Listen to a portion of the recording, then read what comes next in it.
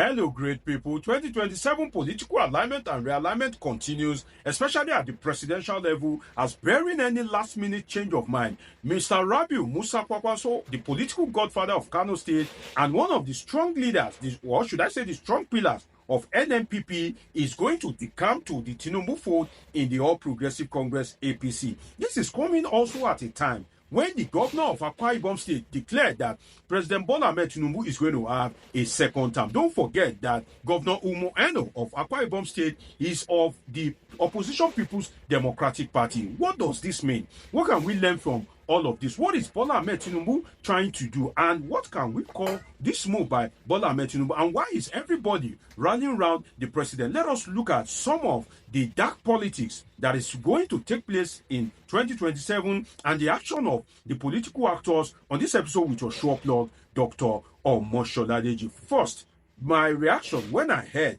that Rabiu Musa Kwankwaso is crossing over to the APC, well, I wasn't surprised. And when I also heard that the governor of Akwa Ibom State, Governor Kano, said that, Bola Ahmed Tinubu will have a second term, I wasn't surprised as well, because just as policemen are not always surprised when you tell them of heinous crimes, the crime that you will hear that you will be shocked, that you will not be able to sleep for 2 days. Policemen will hear it and the next minute they are eating. Because why? They are used to it. The way that the policemen are not surprised of any form of crime, that's why I wasn't surprised as a political scientist. But what just crossed my mind is the three categories of politicians that we seem to have in Nigeria.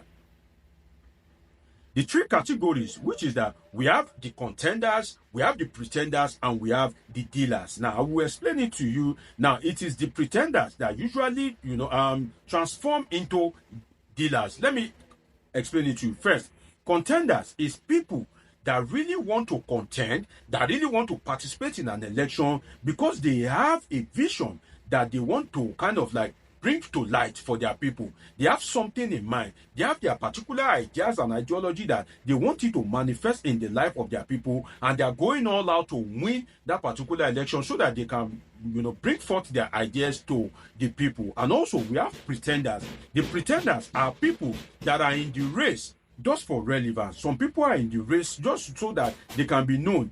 Now, they are pretending because they know that they will either not win the election, or they themselves are not really interested in that particular position, but they just want to contest for negotiation. And that brings me to the case of Rabiu Musa Kwankwaso. If you look at it well, in that 2023 presidential election, Rabiu Musa Kwankwaso appears more to be a pretender than a contender, because Rabiu Musa Kwankwaso, former governor of Kano State and the current political godfather of Kano State, knows from his political experience that he needs more than he has at that point in time to become the president of Nigeria. But yet, he decided to go into the race, he decided to stay to the end, and if you look at it, he didn't even challenge the result of the election, despite the numerous infractions that took place during that particular election. So you see that in that particular 2023 election, Rabiu Musa Kwankwaso was more of a pretender than a contender. Now, I gave you the third one, and I said it is the pretenders that migrate or that transform to become dealers. In the sense that when you are a pretender in an election, you will recall that I told you that you may be there for your own purpose, just that you can gain relevance, or you want to use it as a negotiating power. Now, Rabiu Musa Kwankwaso now is striking a deal. Now, the pretender apparently has become a dealer, in the sense that when the pretenders, when they see a favorable offer, when they see where their bread will be buttered, then because they don't have that kind of like zeal to really contend for that particular election, or whether they don't have the political capital to win that particular slot, then they strike a deal. So we have three people: the contenders, the pretenders, and the dealers. So it is often the pretenders that often turn into dealers. And let us look at it. The Kwankwaso is using Kano State to bargain.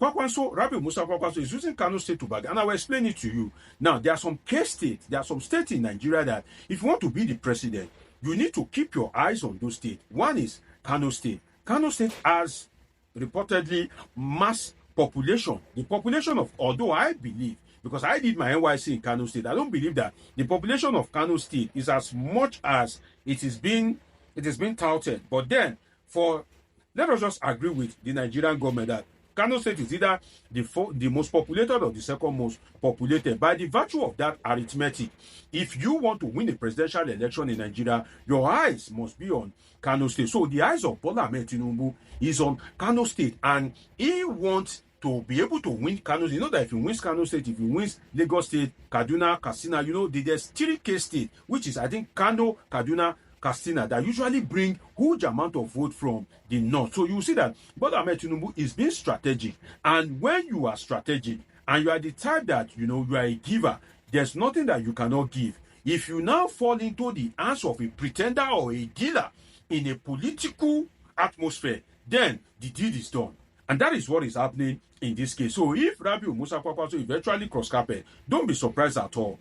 You understand that arithmetic that I just played out for you. So for me, I think that Rabiu Musa Kwankwaso is just trying to use Kano State to bargain. He's using Kano State to bargain based on the role Kano State plays in Nigerian politics. What he is doing is using what he has to get what he wants. He's using the political strength of Kano State to get what he wants. But then again, if you look at it, well, other states too can use what they have to get what they want, because whether we like it or not, the Niger Delta State, River State, Akwa Ibom State, Bayelsa State, they have the economic strength. But they have not been bargaining well economically to their favor, just as Kano State now is bargaining to link up with the federal. But then, this is where the problem lies. Ganduje was the deputy of Rabiu Musa Kwankwaso when he was governor. The question is, can Ganduje cope? After their fallout, Kwankwaso handed over to Ganduje as the governor of Kano State. They now fell out. They couldn't see eye to eye. If Kwankwaso moved to APC, Kwankwaso will be losing everything, because he will need to kind of like be under the dictate of Abdullahi Ganduje as the national chairman of the All Progressive Congress. So you can see the connection. Except Bola Ahmed Tinubu decide to change Abdullahi Ganduje to remove him as the chairman of the All Progressive Congress, that is when Rabiu Musa Kwankwaso can feel comfortable, because both of them, they naturally don't see eye to eye. They are like Nyesom Wike and Rotimi Amechi in Rivers State, both former governors of the state. So I'm wondering how Rabiu Musa Kwankwaso will cope being a member of the APC, and if you look at it, how will they share the political offices in Kano State? If Rabiu Musa Kwankwaso cross carpet to APC, he will regret, because at the end of the day, when election comes, the only thing that Ganduje will want to give to him is the slot of the governor. You see all those House of Rep members, all those 3 senators in the state. Ganduje will want to keep his structure in the state, so Ganduje will want to field his own political associate to occupy those positions, and that will not go well with Rabiu Musa Kwankwaso. So you can see that if Kwankwaso join APC, then there will be problem. But if he remains in the NNPP, then he is still the Lord. As they say, I would rather be a lion in the jungle than a dog in the city. You know, I hope I get that correctly. So for me, I foresee problem if Kwankwaso eventually move to the APC at this point in time. But what I can say for anybody that gets to listen is that Tinubu may not be a good leader, but in terms of political strategy and dark politics, Tinubu is a master.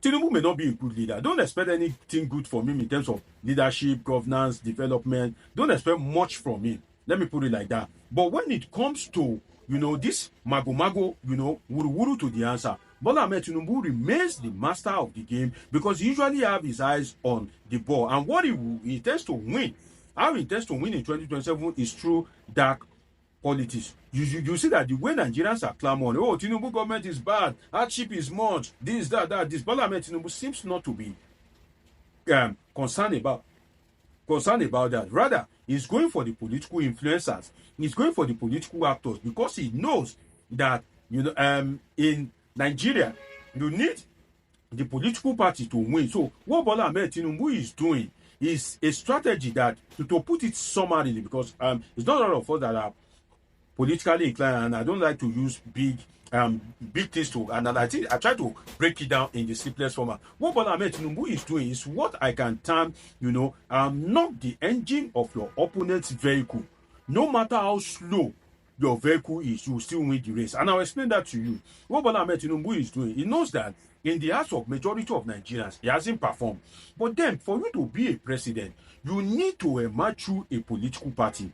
Bola Ahmed Tinubu haven't realized that, and he is now going after the support of key political actors and trying to, in the words of Nyesom Wike, put fire in all these political parties. You can see that there's no peace in the PDP, there's no peace in the Labour Party, and in little or no time, crisis will also most likely come up in the SDP as well. So if you look at it, he's trying to knock the engine of his political opponent. The engine now, the engine of the vehicle that they will ride to power, which is the political party. Bola Ahmed Tinubu is busy knocking the engine of those vehicles so that no matter how slow his own engine is, definitely he will still win the race. Because as it is now, Bola Ahmed Tinubu is like a vehicle that has 5 gears. Bola Ahmed Tinubu is limited to like 2 gears, Gear 1 and Gear 2. Now, if you have to take a trip from Lagos to Ibadan on a car of 2 gears, those of you that knows how to drive will understand what I'm saying. And you have to go to Lagos and Ibadan on only 2 gears, Gear 1, Gear 2. Definitely it will take you a lot of time. And for Bola Ahmed Tinubu to win, in context, it will be very impossible because in a true and fair election, the people that are displeased with him are more than those that are happy with him. So what Bola Ahmed Tinubu is doing is to now knock the engine of his political opponent so that they will just be at a standstill. By so doing, he that has 2 gears, Gear 1, Gear 2, it will just take him time. He knows that he will definitely win the race. And that's what Bola Ahmed Tinubu is doing. So rather than to focus on bringing succumb to the people, he is focusing on the machinery that he will use to ride to power. Will this backfire or will this work for him? We wait till 2027 to see the result. It's been an interesting time with you on this episode of Politics with Dr. Omosoladeji. Subscribe, turn on your notification button, catch up with my past videos, and of course I have great interesting videos coming your way. Till I see you again, always remember that I love you all sincerely.